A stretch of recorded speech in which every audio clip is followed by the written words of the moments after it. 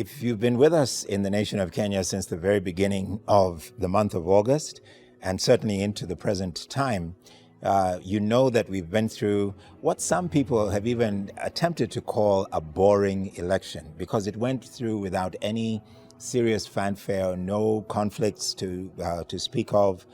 Sadly, there were occasions where officials were either harassed and in one case in particular murdered.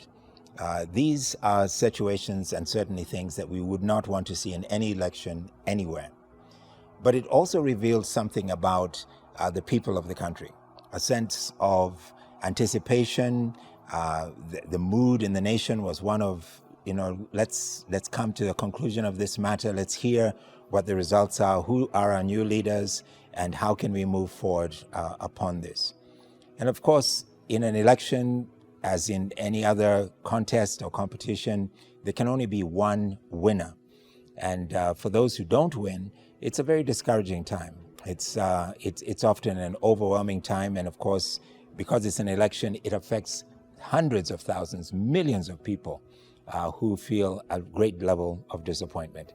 That's why we want to look at what the Word of God says to us about how we not only view disappointment, or a situation that is not in our control, but where we should look for help. So please stay with me right here on CITAM Church Online. My name is Kwame Rubadiri.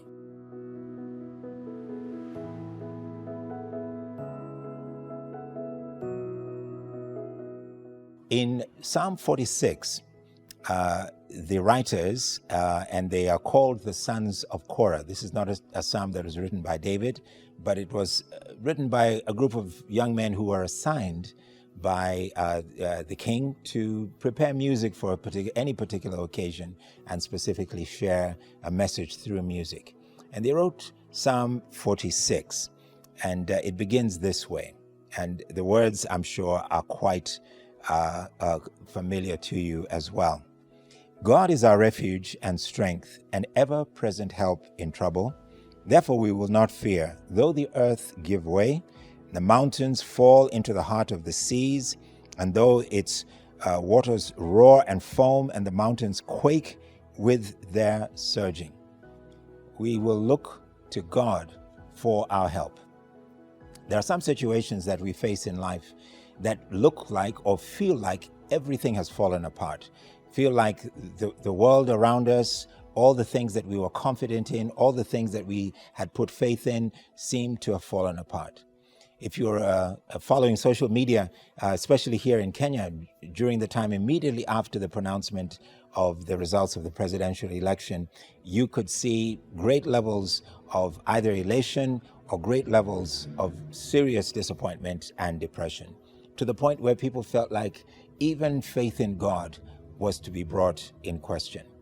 Now, I want to say, just from the reading of our text here, that the psalmists, this group of the sons of Korah, start off by immediately stating what we must always accept to be true, that God is our refuge and strength, that God is not moved by, He is not shaken by, and our faith in Him should not be shaken by a turn of events, either nationally or personally, that seems to have gone in a direction we were not expecting.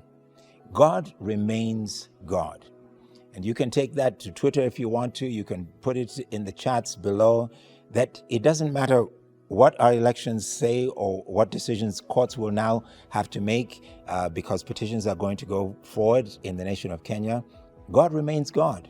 And He remains God despite the huge experiences of disappointment that you and I may feel. It may look like the earth itself is falling off into the seas, and the seas are being stirred up and disturbed by the outpouring of all of this upheaval. If that's the state of your heart, if that's the state of your mind, just focus on the very first part of this, the very first verse of this psalm. God is our refuge and strength, and an ever-present. He's always there. It doesn't matter whether it's pre-election, post-election, or post any situation that you find yourself in. God is an ever-present help even in that situation. And may that be your experience, because he never changes and he remains on the throne. God bless you.